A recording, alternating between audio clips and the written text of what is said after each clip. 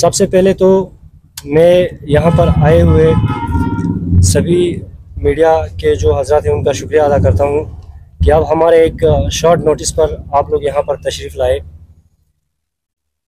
आज के हमारे जो प्रेस कॉन्फ्रेंस है वो लद्दाख के रिजर्वेशन पॉलिसी को लेकर है और द्रास के कुछ मसाइल को लेकर है, जिसमें जैसा कि आप जानते हैं जब से हम अलग यूटी बने हैं लद्दाख ने एक रिजर्वेशन पॉलिसी बनाई जिसमें एसटी को 45%, एससी को 1% और फिजिकल हैंडीकैप्स को 4% कोटा रखा गया था।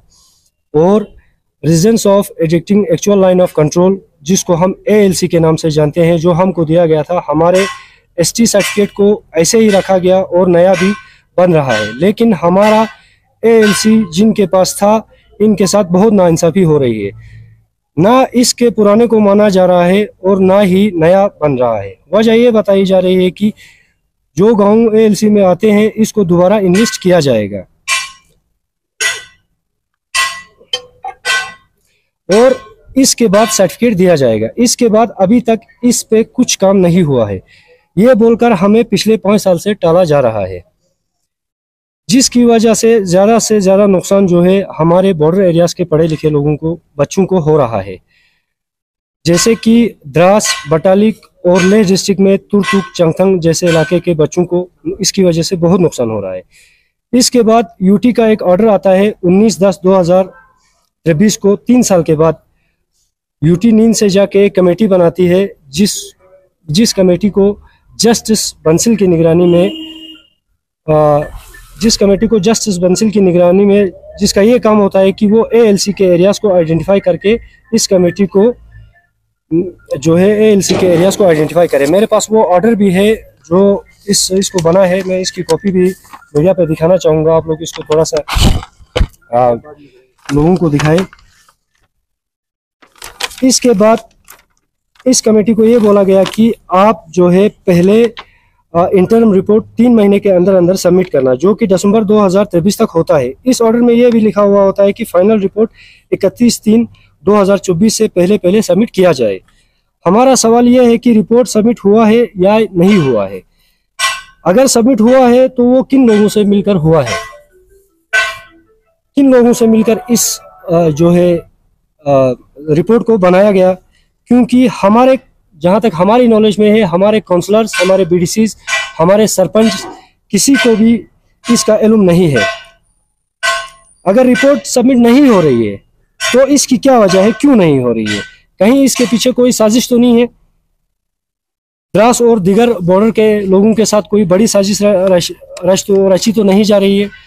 हमारा यूटी एडमिनिस्ट्रेशन से ये भी एक सवाल है, अभी तक जो भी पोस्ट निकले हैं, जैसे कि एसएससी के 700 पोस्ट निकले थे और डीएसएसआरबी के जो भी पोस्ट निकले थे, इसमें एएलसी का कोटा क्यों नहीं भरा गया? हमारे बच्चों के पास जो एएलसी सर्टिफिकेट था पहले, इसको क्यों नहीं माना गया? इसकी वजह बॉर्डर के बच्चे, जो बॉर्डर में बच्चे रहते हैं वो बहुत ही परेशानी में है, क्योंकि इनका हक जो है इनको नहीं मिल रहा है।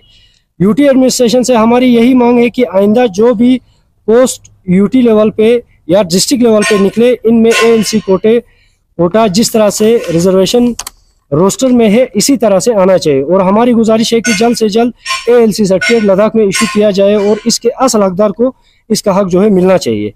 ऐसा ना हो कि एएलसी के नाम पर दूसरे जगहों को भी जो है शामिल करके इसके असली हकदार का हक जो है इससे छीना जाए।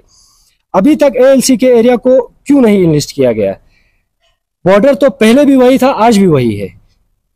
जम्मू कश्मीर गवर्नमेंट ने इसको डिफाइन करके एएलसी सर्टिफिकेट जो है इशू किया था। हमारे बहुत सारे बच्चों को इसका फायदा भी मिला था। हमें समझ में ये नहीं आ रहा है कि यूटी गवर्नमेंट को इतना वक्त किस लिए लग रहा है। तो फर्दर क्या स्टेप रहेगा आप लोगों का इस इशू को लेकर? हम यूटी एडमिनिस्ट्रेशन ये बात जो है ध्यान से सुन ले कि एएलसी सर्टिफिकेट के साथ कोई भी छेड़छाड़ होगा हम कभी बर्दाश्त नहीं करेंगे। हमारी नज़र इस ऑर्डर पर है और हम इसका इंतज़ार कर रहे हैं। हम गुजारिश करते हैं कि जल्द से जल्द इस सर्टिफिकेट को इशू किया जाए और अगर हो सकता है तो आबादी को देखकर इसका कोटा जो है 4% से बढ़ाकर 6% या 8% किया जाए। जहां तक द्रास की बात है, 1999 की जंग की वजह से हमारे यहाँ एक जनरेशन पूरी तरह से खराब हो गई। लेह की तरह हमारे पास टूरिज्म भी नहीं है, पहाड़ों पर ट्रैकिंग कैंपेनिंग वगैरह का काम भी नहीं होता है। आज भी आर्मी का रिस्ट्रिक्शन है, ना हमारे पास एग्रीकल्चर है, ना हमारे पास कोई फैक्ट्रीज है, और हमारे पास कोई भी आमदनी नहीं है। तो द्रास दुनिया का दूसरा सरतरीन इलाका है, इसलिए हमें ALC की सख्त ज़रूरत है ताकि बच्चों को पढ़ाई के लिए एक मोटिवेशन मिलेगा। द्रास के लिए एक हो सकता है तो स्पेशल डेवलपमेंट पैकेज एक मिलना चाहिए, जिस तरह हमारे पास चंगथंग स्पेशल डेवलपमेंट पैकेज के नाम पर एक पैकेज दिया जाता है, द्रास के लिए भी हो सके तो उस तरह का एक जो है पैकेज मिलना चाहिए। और हो सके तो द्रास में एक सेंट्रल जो है स्कूल भी खुलना चाहिए, जैसे KV JNV की तरह एक स्कूल है उस तरह एक खुलना चाहिए। और हमारी लास्ट UT एडमिनिस्ट्रेशन से यही मांगे कि जितना जल्दी हो सके ALC सर्टिफिकेट को, ALC एरियाज को नोटिफाई करके और ALC सर्टिफिकेट को जो है जल्द से जल्द इशू किया जाए। शुक्रिया।